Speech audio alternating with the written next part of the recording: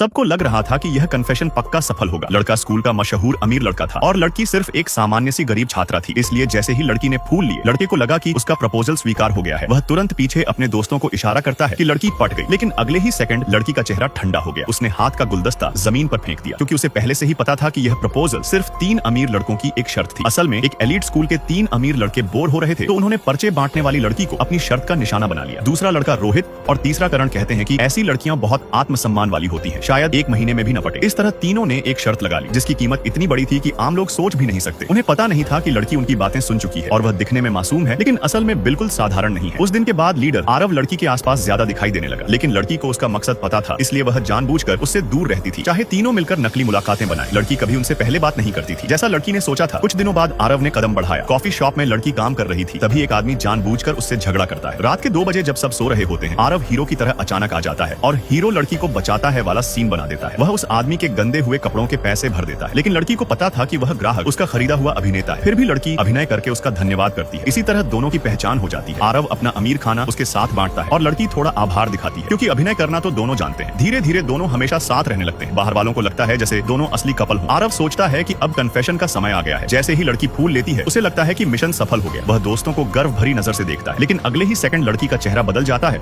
और वह फूल जमीन पर फेंक देती है। एक झूठ ने तीनों दोस्तों के बीच शक पैदा कर दिया। रोहित और करण तुरंत कहते हैं कि उनका लड़की से कोई गुप्त संपर्क नहीं था, लेकिन आरव को उन पर भरोसा नहीं होता। वह लड़की से पूछता है कि शर्त का राज किसने बताया। लड़की उसके कान के पास जाकर कहती है, सिर्फ एक नहीं, कई लोगों ने मुझे धोखा दिया है। फिर वह जोर से बोलती है, इस बात को भूल जाओ, मेरी वजह से तुम लोगों की दोस्ती मत तोड़ो। लेकिन यही बात आरव को और ज्यादा शक में डाल देती है। अब तीनों लड़के एक दूसरे पर दोष लगाने लगते हैं। लड़की एक तरफ खड़ी मुस्कुरा रही होती है, अब तुम लोग आपस में लड़ते रहो। अगले दिन रोहित लड़की के काम की जगह आता है और कहता है कि उसके साथ चलकर लीडर को सब साफ करे। लड़की कहती है, मैं क्यों किसी को साफ करूं जो मुझे अपमानित करना चाहता था। रोहित फोन दिखाता है, खाते में 2 करोड़ का बैलेंस। कहता है, बस सच बोल दो, पैसे ले लो। लड़की चौंक जाती है, लेकिन फिर भी मना कर देती है। तब रोहित धमकी देता है कि दुकान के मालिक से बात करके उसकी नौकरी छुड़वा देगा। मजबूरी में लड़की मान जाती है और कहती है कि इनाम के तौर पर पैसे ट्रांसफर करो। अब लड़की अपना अभिनय शुरू करती है। रोते हुए कहती है कि उसे 4500 चाहिए ताकि दादी के लिए सुनने की मशीन खरीद सके। बचपन में दादी के साथ कूड़ा चुनती थी फीस के लिए। लोग उससे कुत्ते की तरह भौंकने को कहते थे और नूडल्स देते थे।